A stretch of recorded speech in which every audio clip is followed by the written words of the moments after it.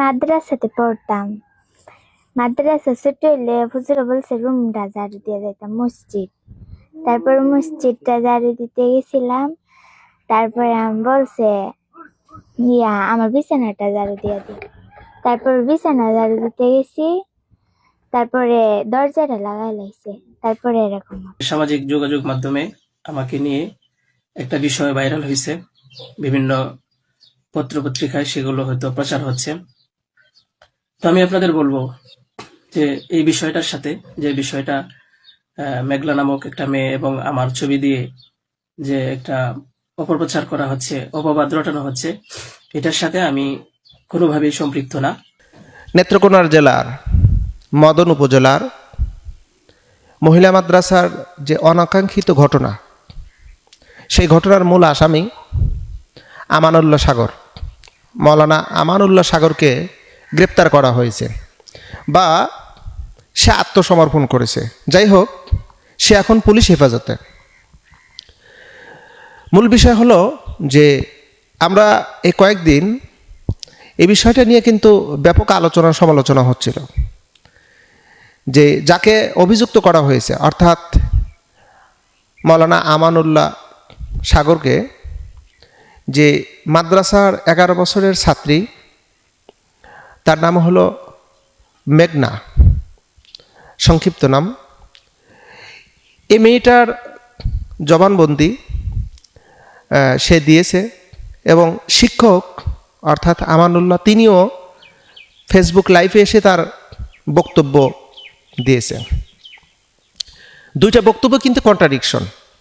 মেয়ের বক্তব্য হলো যে আমাকে ঘরের ভিতরে ঘর ঝাড়ু দেওয়ার কথা কয়ে আমাকে রুমের ভিতর নিয়ে গেছে, দরজা আটকাইছে, অনৈতিক কাজ করেছে। এটা হলো মেয়ের বক্তব্য। আর আমানুল্লাহ সাগরের বক্তব্য হলো যে আমার উপর যে অভিযোগ দেওয়া হয়েছে সম্পূর্ণ মিথ্যা এবং ভিত্তিহীন, বরং মেয়েটা তার নানার সাথে রাত্রিতে থাকে, এটা ডিএনএ টেস্ট করলেই তাহলে এর সত্যতা প্রমাণিত হবে। এবার আসুন আমরা জানবো এই ডিএনএ টেস্ট আসলে এটা কোথায় হয়। প্রত্যেকটা জেলাতে কি ডিএনএ টেস্ট করা হয়? না, এটা শুধু ঢাকা মহাখালীতেই শুধু হয়। ডিএনএ টেস্টে এখানে পক্ষপাতিত্ব করার মতন কোনো অপশন নেই, কোনো সুযোগ নেই, কারণ এটা এই জায়গায় পক্ষপাতিত্ব করার কোনো অপশন বা সুযোগ দেওয়া হয় না। মূল বিষয় হলো যে আমরা যতটুকু জানতে পারলাম, বিষয়টা হলো যে নেত্রকোনা জেলার বেফাকের একটা কমিটি আছে, মৌলানা আব্দুল কাইম সহ বেশ ওলামায়ে কেরাম এই মাদ্রাসা এবং এমনকি ওই মেয়ের সাথে আরও বেশ কিছু ব্যক্তিবর্গের সাথে তারা আলোচনা সমালোচনা করেছেন এবং তারা কিছু সত্য উদ্ঘাটন করেছেন।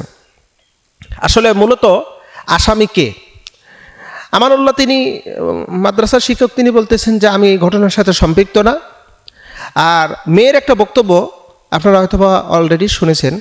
মেয়ের বক্তব্যটা হলো যে অবশ্যই সে অনৈতিক কাজ করেছে।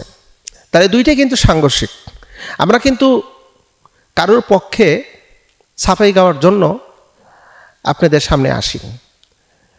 আমরা চাচ্ছি সত্য কোনটা, কারণ পত্রপত্রিকা, মিডিয়ায়, সোশ্যাল মিডিয়ায় লেখালেখি হচ্ছে মাদ্রাসা বন্ধ করতে হবে, মহিলা মাদ্রাসা বন্ধ করতে হবে।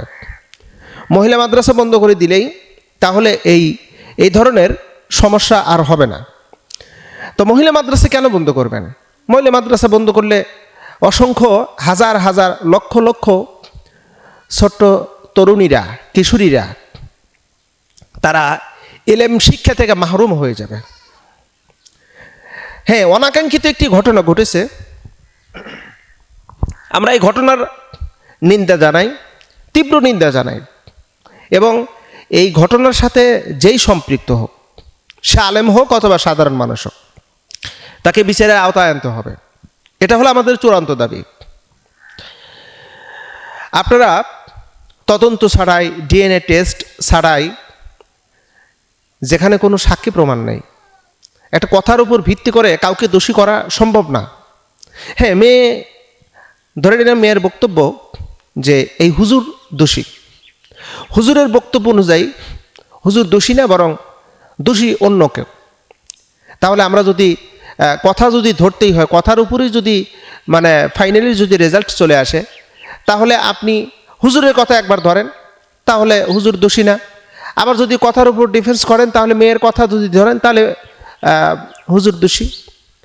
তাহলে এই যে একটা কন্ট্রাডিকশন, বরং এখানে যদি ডিএনএ টেস্ট করা হয় তাহলে সত্যটা বের হয়ে চলে আসবে। তবে আমরা ফেসবুক লাইভে গতকাল দেখলাম, ফেসবুক লাইভে এসে এই